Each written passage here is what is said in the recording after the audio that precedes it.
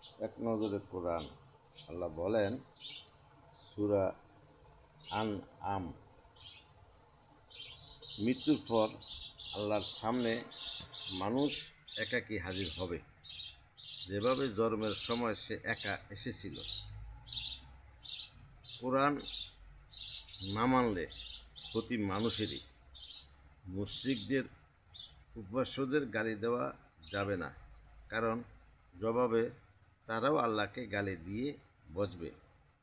ধ্বংসের আগে জালিমদেরকে ক্ষমতা দেওয়া হয়, আর নবীদের মাধ্যমে আল্লাহ তাদেরকে সতর্ক করেন। সতর্ক না করে আল্লাহ শাস্তি দেন না। নিজেদের মন গড়া আইনে কোনোটাই হালাল আর কোনটা হারাম মুশরিকরা সেসব ঠিক করে। মুমিন কখনো কাফিরদের অনুসরণ করতে পারে না। আর শুধু ঈমান আনলেই চলবে না, সাথে করতে হবে ভালো আমলও। সূরা 84 থেকে 165 আনআম।